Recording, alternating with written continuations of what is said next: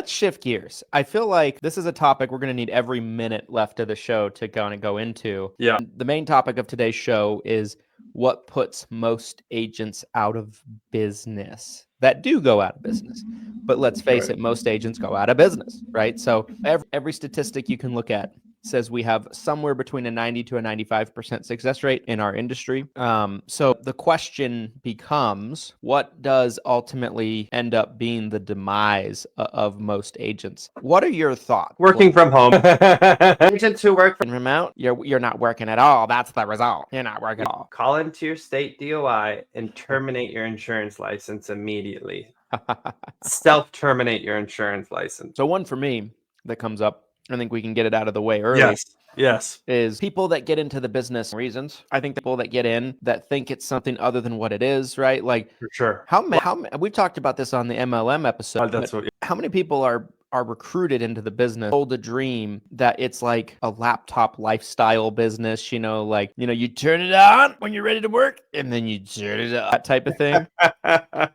And a lot of people get in. We've had agents with us before that get on board with us and talk to them, and I'll be like, what are your goals? What do you think hoping to get out of the business? And the response sometimes has been over the years, this is my side hustle. This is my side hustle. My side gig is not driving for Uber. Right. You know what I mean? Like, this is a full-time gig, and to do it well, it requires full-time effort. It's one thing to start off part-time, which I do think is hard. Don't get me wrong. Like, that's a tough thing to do. But it is one thing to start part-time, tension of it growing into full-time as it replaces your job income. But I think a lot of people get in thinking it's like, this get rich quick. Yeah. So I do know some part-time agents who've, by their own success, doing it part-time. But I think there is a lot of people who get sold a dream, a pie in the sky, and they think they can do it 5-10 hours a week and they'll get rich in a few years doing this.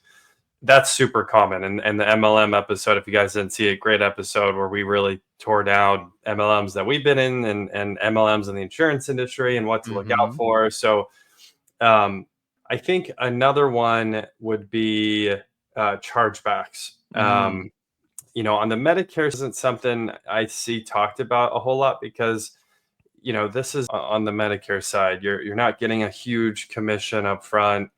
A lot of this is renewals. Not to mention, historically, the Medicare retention rate is very high.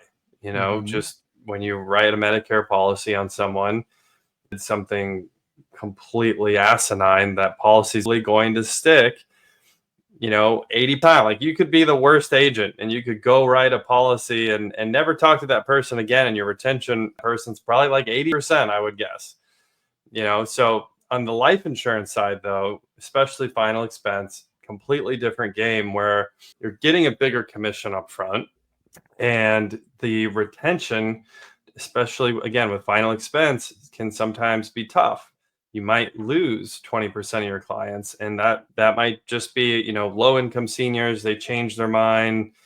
I'd say if your retention is 80, you're probably crushing it, to be honest. I think 85% is really good. 80%, good.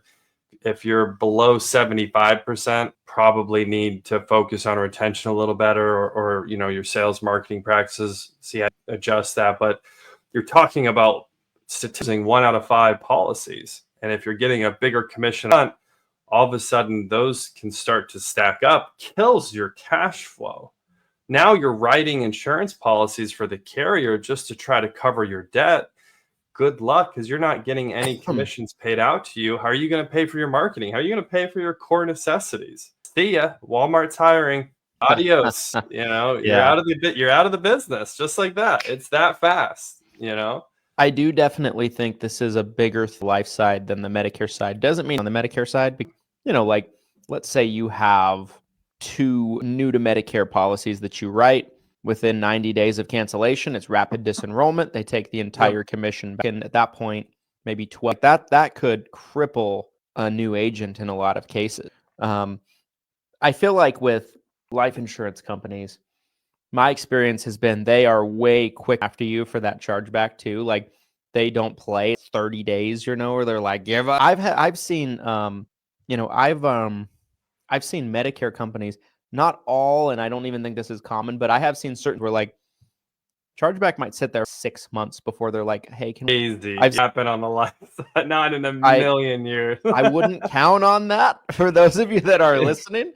But I have Christian, seen I before. didn't have to pay this for 6 months. What do you mean you want your money back? But no, I mean, I think it's a real thing, right?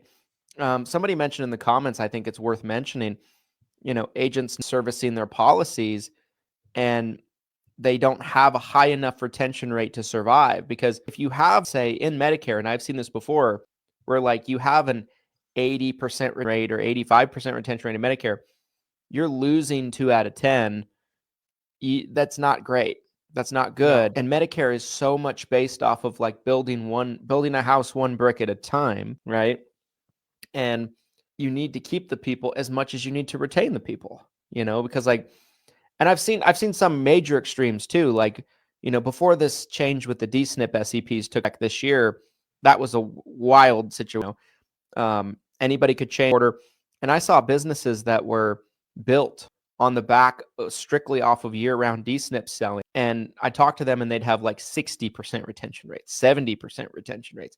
They're like, I can't figure, I'll write 5 clients, I'll have 3 walk out. I'll have 4 new apps, I'll have 2 walk out. And I think the quality of business that you're writing, right? Like how you're in the business, I think matters as well, right? Like, Sure. And like a referral that you get is probably going to be 10 times stickier than, I'm trying to think of a good example. Let's say you buy and their Facebook leads that are built on the back of like, get, you know what I mean? Like that type of marketing, the way the context started was low intent. So they're keeping the plan. Yeah, that's a great point. I do is like if you're cross-selling your existing book of business, you're not going to have an 80% crazy. You should 99% of those policies. But if you're out door knocking and people had very little interest to begin with, talking to them about life insurance, and then you sign them up for a policy, I think 80% is probably pretty good. That's the eye of the two situations, though, is like 80% with final expense, you're doing pretty good. 80% Medicare, something's wrong. Absolutely. You're not doing anything to retain your clients. Yeah. So there's 3 things that mind that I think is pivotal in this conversation right now. And it might be something that we want to each one individually, but we're trying to cover the whole scope here, right?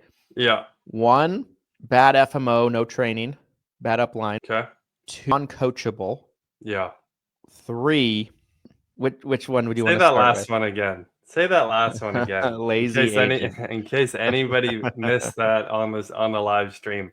Lazy agent. Start there and go backwards. Let's start with lazy let's agent. Go back. Let's start with the lazy. Okay, You so know lazy. Who you are. You know who you are. Down. It's 1:30 next to you. All your leads tomorrow. Shout out to Sarah Copeland. She did a post in the Facebook group about lead heroes and all the success she's having. Yeah.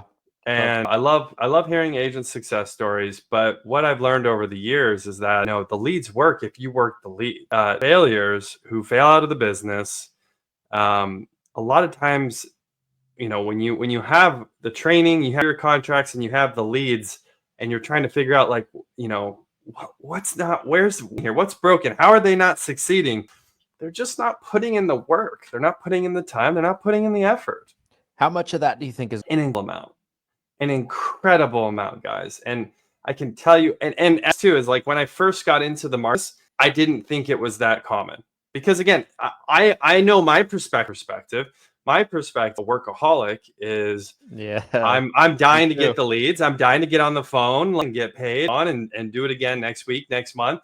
So I'm not thinking about this concept of like I'm just gonna sit here and I don't want to call tomorrow.